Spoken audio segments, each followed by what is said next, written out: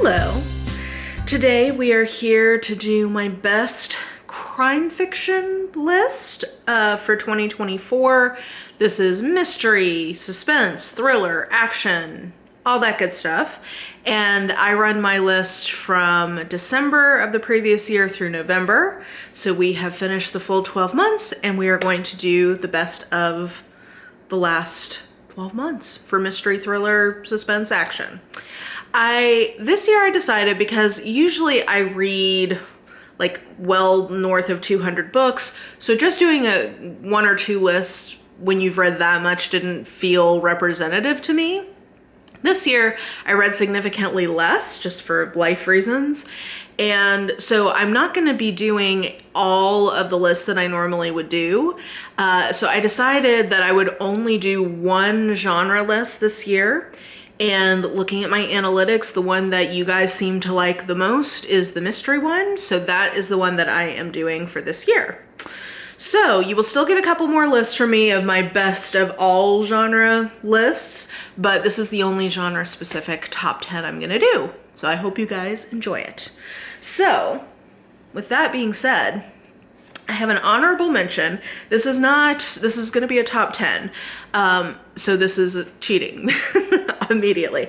But I did want to mention that at the end of November, I read another book from Cyril Hare, which is With a Bear Bodkin. And I'm gonna give Cyril Hare my honorable mention. I wanna read a lot more from this author in mystery, because in terms of Golden Age writers, y'all know I love me some Agatha Christie. He's, I think, the closest I've found in terms of the actual writing to Agatha Christie. Like, there's a wryness to his perspective, the kind of plots I've seen him do so far. He's giving me a lot of Christie vibes. So this is the second book I've read from him, and I think I am wanting to dive a lot more into his backlist. So this is going to be, I only gave this book 3.5 stars because the mystery itself, I think, was not as good as the atmosphere and the characters, but I just wanted to mention he's my honorable author for 2024. So more to come from this guy. Okay, number 10 is Poison is Not Polite by Robin Stevens. This is a middle grade mystery in the Wells and Wong mystery series. And I wanted to put this on the list because to me, this is such a great example of what I like in a middle grade mystery in terms of the characters and the kinds of conflicts that they have. And I also just love this as a book to give to, so as an adult reader, I enjoyed this book. And then this is also the kind of book I would love to give to somebody in the target age range as a first country house mystery. Because I think that this was a very effective country house mystery. We've got our titular Wells and Wong, who are two girls who go to school together, and they have like this little detective agency at the school. This isn't a series, and I definitely would read more in the series. I don't know that I'll go out and like try to, read the full thing, but they've been having mysteries elsewhere, and they are going back to Daisy's country house. Her father is a lord. They're like genteel, impoverished version of, late British aristocracy where they're all starting to lose their money, that kind of era. And there's this dude that's hanging around the house, and he dies from poison at a tea party, and they got to figure out who done it. It's a really good middle grade mystery, and it just made me happy because it was like a light, this is my version of what I like in cozy, because I like a cozy mystery, but I can't deal with the tweeness. We'll talk more about that in some of the books I did enjoy that are cozy, but middle grade mystery can be a way for me to get those cozy vibes, and this definitely delivered that. Okay, and then number 9 is The Marlowe Murder Club by Robert Thorogood. This is another, what I would call, actually I just realized the bottom of this list are all cozy-ish kind of books. This is a clearly in the same marketing vein as the Thursday Murder Club from Richard Osman. So if you like that series, this is the same kind of vibe. We've got a main character, Judith, who is an older woman. She is going skinny dipping in the Thames, and she thinks hears her neighbor be murdered. The police don't take her seriously at first, but then they find out that he was murdered, and then she's getting into shenanigans. She has some friends she meets along the way who help her, and this is just very high hijinks. It's giving very Midsummer Murders, which is something I love. I think the Thursday Murder Club series is a better version of this kind of mystery, but I wouldn't say no to reading more in the series. And I can definitely see why it has fans of its own. It's very charming, and like I said, it has some of the coziness, but it doesn't feel Hallmark movie cozy. It feels Midsummer Murders cozy, which is what I like. So there's this. And then I don't have a physical copy, but number 8 is How to Solve Your Own Murder by Kristen Perrin. I was delighted to see that this made the Goodreads Choice Award nominees this year. I thought just based on its own merits, but somebody did mention it was the Jimmy Fallon book club pick, and I was like, oh, okay. Well, whoever picked it over there has some good taste, because it is a very... I think it's a debut. It's a very well-written debut, I think, and it's a great example of an actual whodunit, and it makes me so happy to see actual whodunits, you know, making those kinds of lists and getting attention. It is a woman who inherits her great aunt's estate, and her great aunt has been obsessed with the fact that somebody was going to murder her. So she is ready. She has like a full filing cabinet of suspects.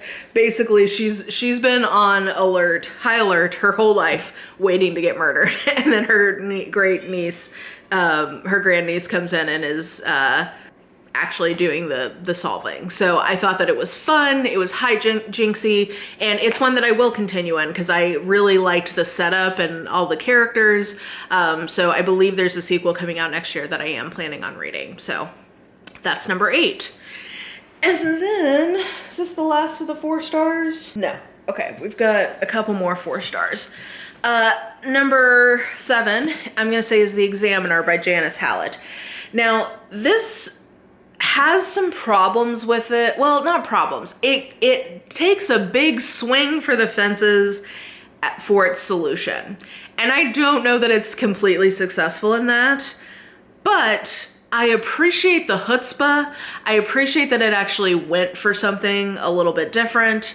And I always love Janice Hallett's multimedia, mixed media approach. I do think because this one is set, so the premise is it's a master's program for fine arts and like graphic design kind of stuff. And so I think the setting lent itself to having even more types of mixed media. I'm not sure how the audiobook was, but I hope they did some soundscapes in the audiobook. I don't know. So that's something I would have liked to see. And then, like I said, I think that the solution to this is a little cuckoo bananas. But you know what? I always want somebody to take a risk than be boring, and this was not boring, and it did have at least one element of it that I was genuinely very surprised by. So not her most successful, but was I just staying up late to turn these pages? I surely was. And I just really I dig what Janice Hallett does. It is my kind of book, and you may see another book from her on this list. So then I think our last, let me double check the list to make sure I'm not forgetting anything. No, okay, we're good. The top 4 stars for me, I'm gonna cheat again and put both of the J.D. Robb books for this year. We've got Random in Death and Passions in Death. These are books 58 and 59 in a long-running series. I will say, I think both of these are ones you could probably pick up without having read the full series, which I get is a big ask at this point, but there's a lot of, you know what? It's a well of enjoyment. If you like these books, there's a crap ton of them. So I feel like that's a gift.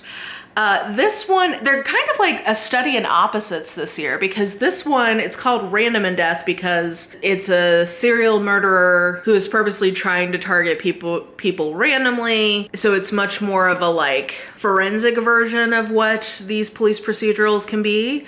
because they just have to like track the clues down since it is random.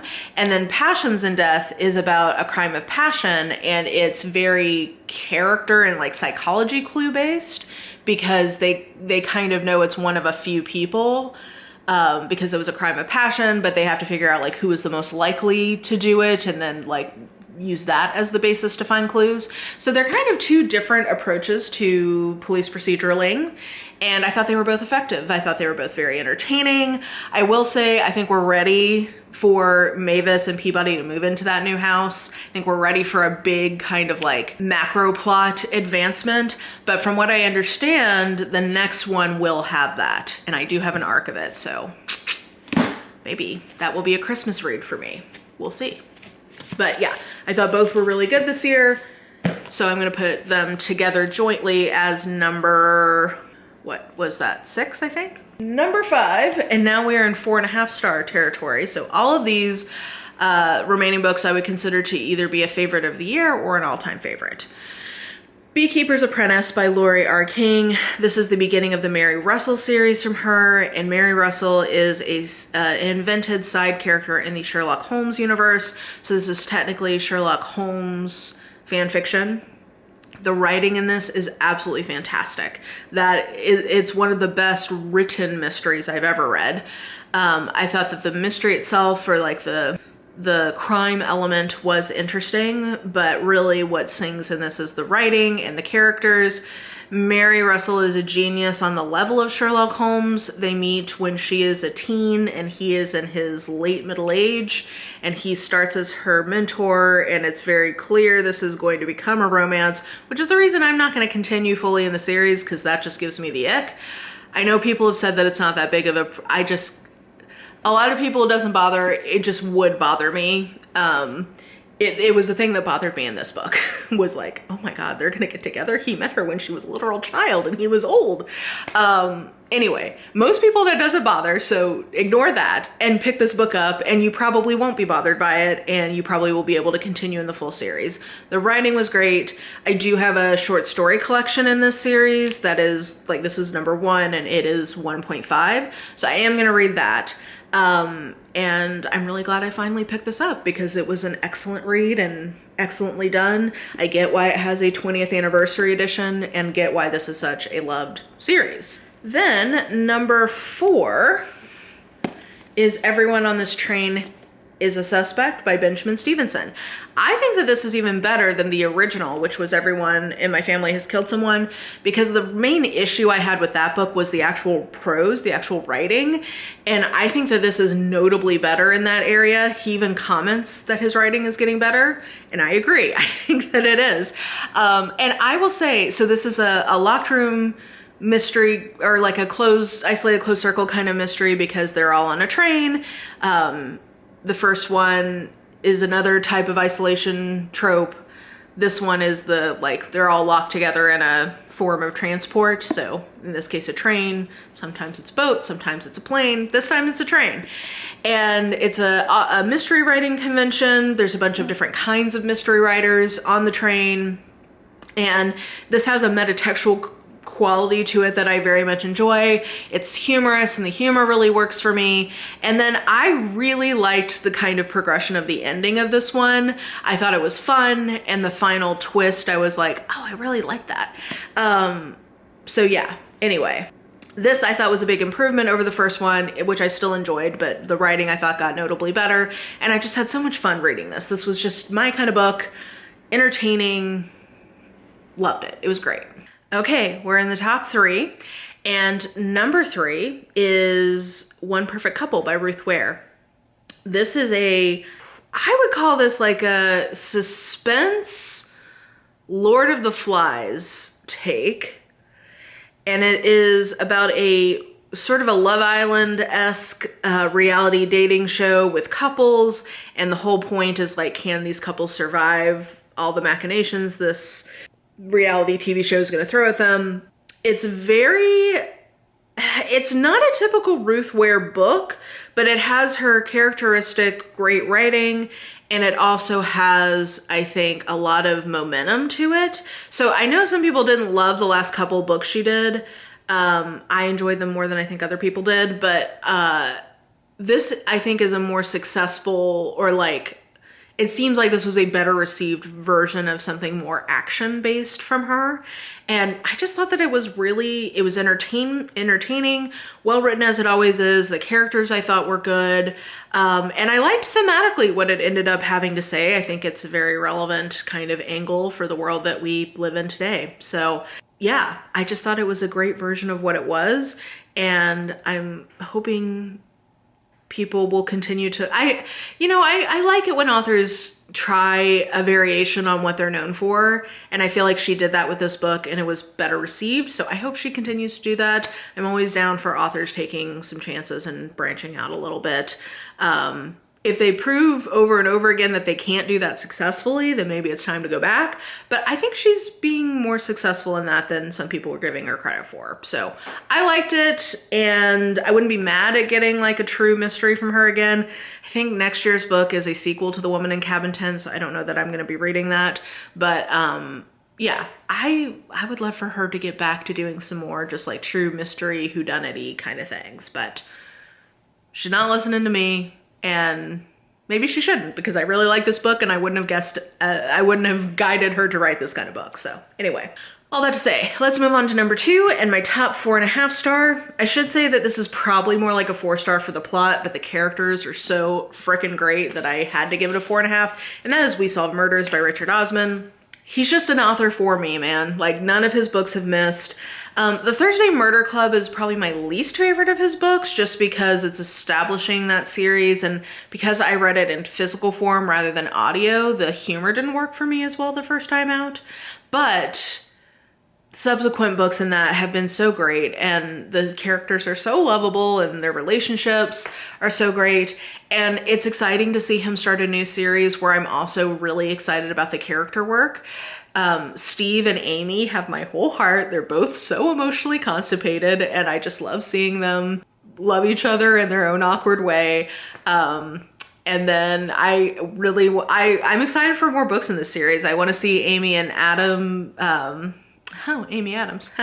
Amy and Adam's relationship fleshed out more, to like understand what draws them together romantically. But the like father-in-law, daughter-in-law thing between Amy and Steve was so great. There's great side characters. It's an action plot, and I don't know how, like, it's not one of his best plots, which is part of why I'm like, ugh, I love this and give it a 4.5, but I understand, like, if I was being a little more objective about this, I don't know that it's his best plot, so know that. But I thought that the action, it's world hopping, like, or globe tripping, maybe is the way to say it. We're going all over the place, and I thought that was fun, and there's like espionage and money laundering and all that good stuff. I thought it was jolly japes and fun, and yeah, it just really worked for me. Number 2, really enjoyed this book. So that means number 1, if you're a watcher of this channel, this is not going to be a surprise to you, but is my only 5 star on this list, which is an all-time favorite book. And I recently put it in my top 5 best books I've read on BookTube ranking, if you want to go watch that video. The Mysterious Case of the Alberton Angels. This is one of the best mysteries I've ever read. It's also by Janice Hallett, and it is multimedia or mixed media as well. I think it's a little more varied in that and a little more successful than The Examiner in that respect. But it's just also such an impressive book in terms of, I just think it's so successful in its approach to telling a mystery story. This is such a, it's a cold case kind of story. And then, as it's being investigated, some mysterious things start happening in the present.